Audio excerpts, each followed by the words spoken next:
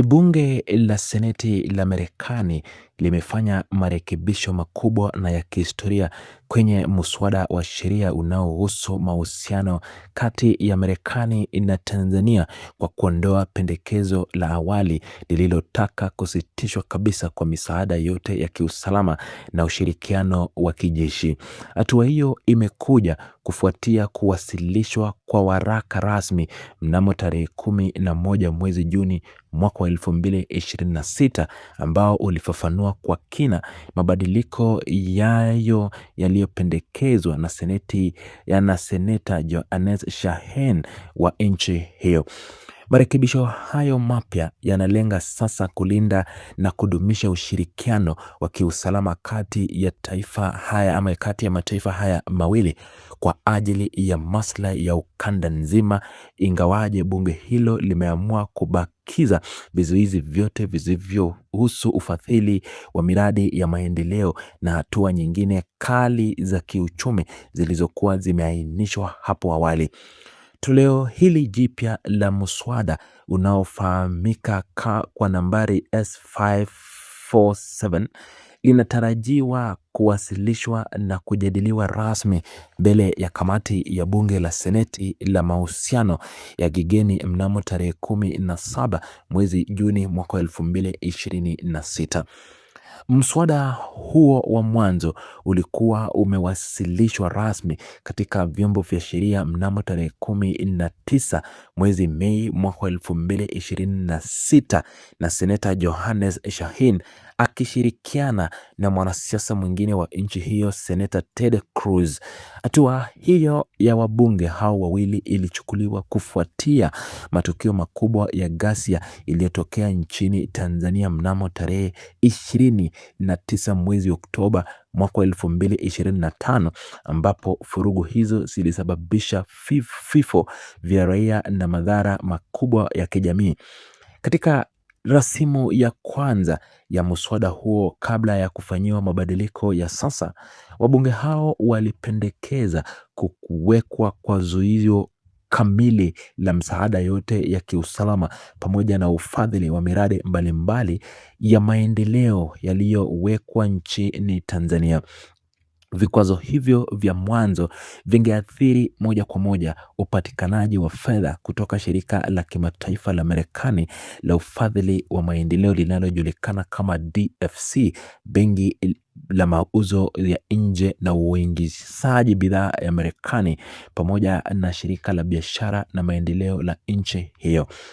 Katika toleo hili jipya lililofanyiwa marekebisho ya kisheria, masharti yote yaliyokuwa yakielekezwa kuizuia kwa misaada ya usalama yamefutwa kabisa, lakini bunge hilo limeamua kusitisha ufadhili wa maendeleo pekee. Aidha, mswada huo uliorekebishwa unaendelea kupendekeza kuzuiwa kwa ugawaji wa fedha na ufadhili unaotolewa kupitia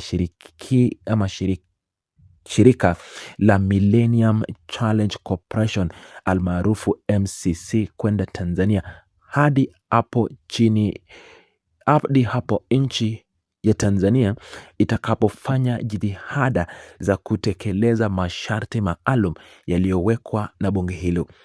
Mabadiliko mengine makubwa yaliyoingizwa kwenye rasimu hiyo mpya ni pamoja na kuwepo kwa kifungu kinachoruhusu msalama wa vikwazo vya kuzingatia maslahi mapana ya kimataifa ya nchi ya Marekani katika nyanja za kidiplomasia. Chini ya utaratibu huo mpya, waziri wa mambo za nje wa Marekani atakuwa na mamlaka ya kisheria ya kuondoa au kusamea vikwazo vya misaada na uwekezaji iwapo utajiridhisha kuwa hatua hiyo inalinda maslahi ya taifa lake. Kifungu hicho cha msamaha wa sheria vilevile haukuwepo kabisa katika muundo wa mswada wa awali uliowasilishwa Mei mwezi uliopita na wabunge hawa. Pia katika marekebisho hayo yamebadilisha kabisa mfumo mzima wa vikwazo uliokuwa umependekezwa hapo awali na hapo mwanzo na wabunge hao wawili wa bunge la Seneti. Badala ya kuanzisha au kuunda mfumo mpya kabisa wa vikwazo, mswada huo sasa unapendekeza kutumiwa kwa sheria iliyopo tayari ya Global Majesty kwa ajili ya kuwachukulia hatua za kisheria watu binafsi. Hatua hiyo itawalenga watu watakaobainika kuhusika na ukiukwaji mkubwa wa haki za binadamu nchini Tanzania, au wale watakaodhibitika kujihusisha na vitendo vya rushwa nchini Tanzania kwa kipindi hicho kilichotajwa. Licha ya kufanyika kwa mabadiliko hayo makubwa ya kimfumo, baadhi ya vipengele vya msingi vya mswada wa awali vimeendelea kubaki bila kufanyiwa marekebisho yoyote na kamati husika. Mswada huo bado unasisitiza umuhimu wa kufanya tathmini ya kina kuhusu mahusiano kati ya Marekani na Tanzania, ikiwemo uchambuzi wa mahusiano ya kijeshi, kiuchumi na kisiasa kati ya Tanzania na nchi ya China. Vilevile, rasimu hiyo inataka kuandaliwa kwa taarifa maalum itakayowataja kwa majina maafisa waandamizi wa serikali, viongozi wa chama tawala, maafisa wa jeshi la polisi, jeshi la ulinzi na vyombo vingine vya usalama vya nchi. Viongozi hao wanatajwa iwapo watakabiliwa na kuwajibika au kushiriki kikamilifu katika matukio ya ukiukwaji wa haki za binadamu yanayotajwa ndani ya muswada huo wa sheria. Kwa mujibu wa waraka huo uliotolewa, marekebisho yaliyowasilishwa sasa yanaendeleza baadhi ya malengo makuu ya muswada wa awali, huku yakipunguza tu kwa kiasi kikubwa ukubwa wa hatua za adhabu zilizokuwa zimependekezwa hapo mwanzo na Seneti. Mswada huu mpya uliorekebishwa unalinda uhusiano wa kiusalama, unatoa mamlaka ya uamuzi kwa serikali ya Marekani kupitia kifungu cha msamaha, na unatumia mfumo uliopo wa vikwazo vya kisheria vya kimataifa. Hata hivyo, bado unahifadhi vikwazo dhidi ya watu binafsi, kusitishwa kwa ufadhili wa maendeleo na kuzuiwa kwa fedha za shirika la MCC, na ulazima wa kufanya tathmini upya ya mahusiano ya kidiplomasia. Kamati ya Seneti ya mahusiano ya kigeni inatarajiwa kwanza kujadili na kupitia marekebisho hayo kabla ya kutoa uamuzi kama mswada huo uliorekebishwa utaruhusiwa kuendelea na hatua nyingine zitazofuata za kisheria. Waraka huo vilevile umefafanua kuwa hata kama kamati hiyo itaidhinisha muswada huo uliorekebishwa, hatua hiyo pekee haitamaanisha kuwa tayari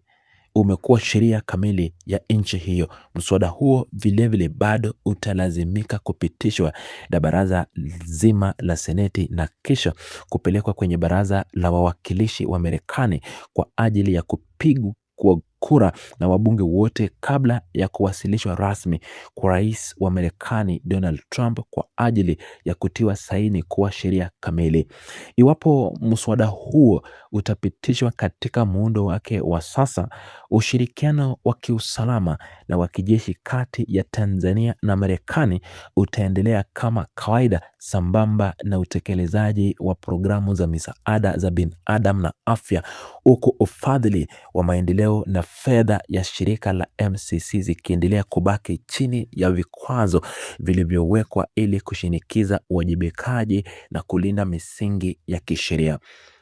Hali hii ya mabadiliko ya kisheria inaonyesha jinsi diplomasia kati ya mataifa haya mawili inayoingia katika sura mpya na inayohitaji majadiliano ya kina ili kulinda maslahi za pande zote mbili, both kiuchumi na kiutawala.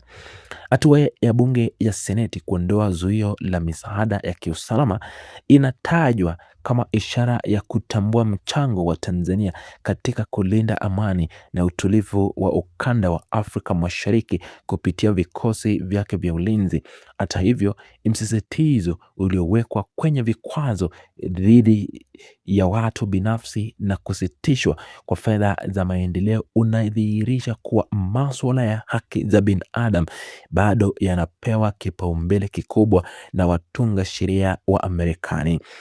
Serikali ya Tanzania haijatoa tamko lolote rasmi kuhusu waraka huo mpya uliowasilishwa na Seneta Jeanine Shaheen, huku wachambuzi wa masuala ya kigeni wakifuatilia kwa utaratibu kikao cha kamati kitakachofanyika hapo kesho. Uamuzi unaotolewa na kamati ya mahusiano ya kigeni utakuwa na mchango mkubwa katika kuamua mwelekeo wa sheria hiyo na jinsi itakavyoathiri miradi mikubwa inayofadhiliwa na mashirika ya Marekani nchini Tanzania. Programu za afya na misaada za binadamu zimeondolewa kwenye vikwazo hivyo, zitaendelea kuwasaidia wananchi wa maeneo mbalimbali, jambo linalotajwa kupunguza athari za moja kwa moja kwa jamii ya kawaida. Hatua zote zinazofuata katika mchakato huo wa kisheria kule Washington zitakuwa kiashiria muhimu cha jinsi Marekani inavyotaka kuendesha uhusiano kati ya Tanzania na mataifa ya Afrika kulinganisha na misingi ya kidemokrasia na kiutawala inayofuatwa na serikali zilizopo madarakani. Mfumo wa sasa wa kutumia sheria ya Global Majesty unaonyesha mabadiliko ya kimkakati ya kutoathiri taifa nzima kwa makosa ya viongozi wachache waliopo kwenye vyombo vya usalama au ndani ya chama tawala.